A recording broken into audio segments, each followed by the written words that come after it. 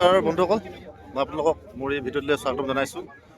এয়া মই আছোঁ কাজিখোৱাৰ গল্ফ ফিল্ডত। ইয়াত এটা ডাঙৰ কাৰ্যসূচী হ'বলৈ গৈ আছে। আজিৰ পৰা আৰম্ভ হৈছে মটক যুৱ মহোৎসৱ। আৰু এই মটক যুৱ মহোৎসৱৰ আজি প্ৰথম দিনাৰ কাৰ্যসূচী বৰ্তমান চলি আছে। ইয়াৰ পতাকা উত্তোলনৰ পৰা আদি কৰি আপোনাৰ স্মৃতিসৌধ আৰু স্বৰ্গীয় সৰ্বানন্দ সিংহৰ প্ৰতিমূৰ্তিত মালাৰ্পণ, জুবিন গাৰ্গ ডাঙৰীয়া শ্ৰদ্ধাঞ্জলি আছে, আপোনাৰ ডক্টৰ ভূপেন হাজৰিকা দেৱলৈ শ্ৰদ্ধাঞ্জলি আছে, আমাৰ গণশিল্পী ৰাজীৱ খতীয়া ডাঙৰীয়াৰ শ্ৰদ্ধাঞ্জলি লগতে আছে বহুতগৰাকী ইয়াত মহান আপোনাৰ শিল্পী তথা শ্বহীদসকলক ইয়াত সন্মান জনোৱা হৈছে। সেই আপোনালোকক অকণমান এই পৰিৱেশ দেখাবলৈ চেষ্টা কৰিছোঁ। লগ পাইছোঁ আমাৰ সদৌ অসম মটক মহিলা পৰিষদৰ সভানেত্ৰীগৰাকীক। তেখেতৰ পৰা দুআষাৰ আমি জানিবলৈ বিচাৰিম। কওকচোন আপুনি ইয়াৰ বিষয়ে। আজিৰ পৰা আৰম্ভ হৈছে নহয়? আজি আৰম্ভ হৈছে। ইয়াত কেনেকুৱা ধৰণৰ ইয়াত প্ৰস্তুতি চলি আছিলে বা এতিয়া কেনেকুৱা ধৰণৰ পৰ্যায়ত পৰিছেগৈ?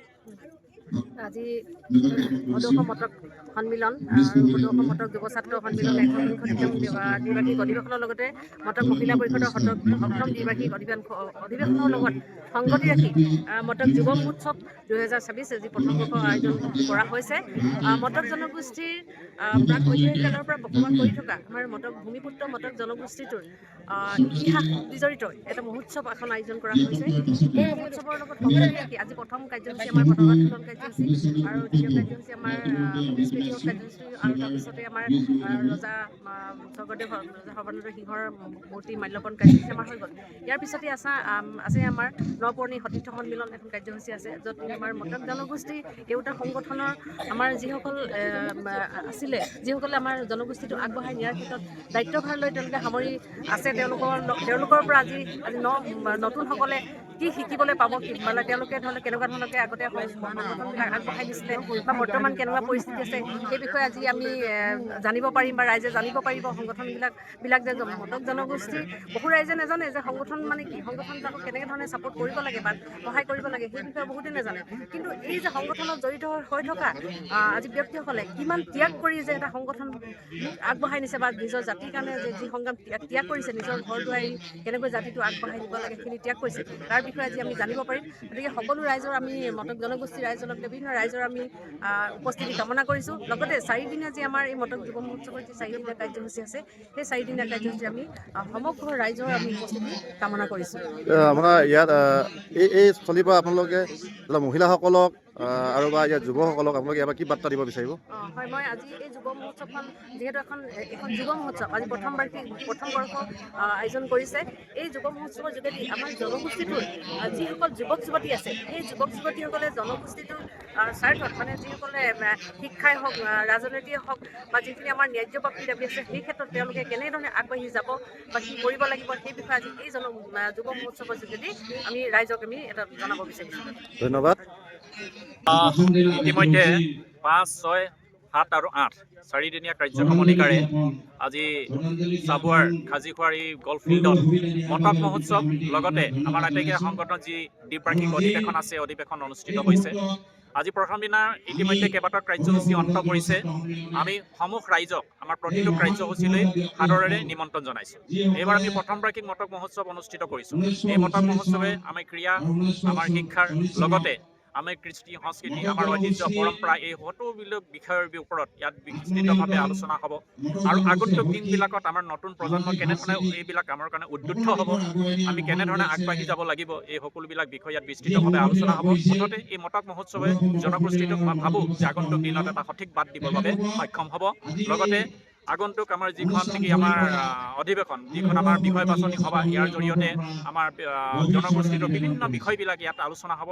এখন শক্তিশালী সমিতি গঠন হ'ব, যি সমিতিয়ে আগন্তুক দিনত জনগোষ্ঠীটোক উত্তৰণৰ দিশত আগবঢ়াই লৈ যাবলৈ সক্ষম হ'ব বুলি মোৰ আজি পুৱাৰ ভাগত আমি ইতিমধ্যে পতাকা উত্তোলন আৰু স্মৃতি তৰ্পণ, আমাৰ প্ৰাণৰ শিল্পী জুবিন গাৰ্গ আৰু ৰাজীৱ খতীয়া আৰু ভূপেন হাজৰিকা দেৱৰ প্ৰতিচ্ছবিত মাল্যাৰ্পণ হৈছে। স্বৰ্গদেউ সৰ্বানন্দ সিংহৰ প্ৰতিচ্ছবিত মাল্যাৰ্পণ হৈছে আৰু খুব ধুনীয়াকৈ এটা অনুষ্ঠান হৈছে আৰু আমি সুখী যে ৰাইজে অভূতপূৰ্ব সঁহাৰি দিছে, পুৱাৰ পৰা ৰাইজৰ ভিৰ হৈছে। আমি অভ্যৰ্থনা সমিতিৰ তৰফৰ পৰা অভ্যৰ্থনা সমিতিৰ মুখ্য সম্পাদক হিচাপে মই ৰাইজক ধন্যবাদ জ্ঞাপন কৰিছোঁ। 4টা দিনৰ কাৰ্যসূচীত তেওঁলোক উপস্থিত থাকক।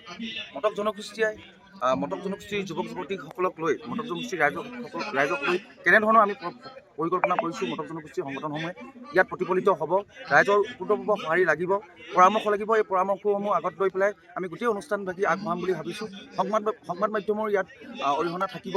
তেওঁলোকেও আমাৰ গোটেই অনুষ্ঠানটো প্ৰচাৰ কৰিব বুলি আমাৰ অনুৰোধ থাকিল আৰু তেওঁলোকে ইতিমধ্যে সংবাদ মাধ্যমে আমাক সঁহাৰি জনাই আহিছে।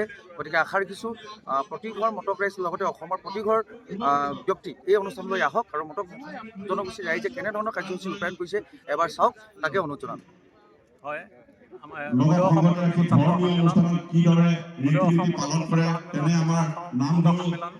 ইতিমধ্যে ইয়াত হাতী উলিয়াইছে পৰিষদৰ উদ্যোগত সেইবিলাকো আপোনালোকে প্ৰদৰ্শন কৰিব পাৰিব। 4দিনীয়া কাৰ্যসূচী শেহতীয়াকৈ ফিল্ডত আমি যিটো পোনপ্ৰথমভাৱে মটক যুৱ মহোৎসৱ ইয়াত অনুষ্ঠিত কৰিছোঁ।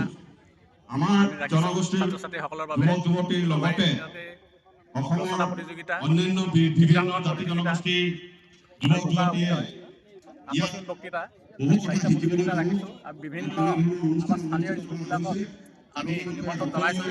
ইতিমধ্যে আমাৰ মাজত উপস্থিত হৈছেহি।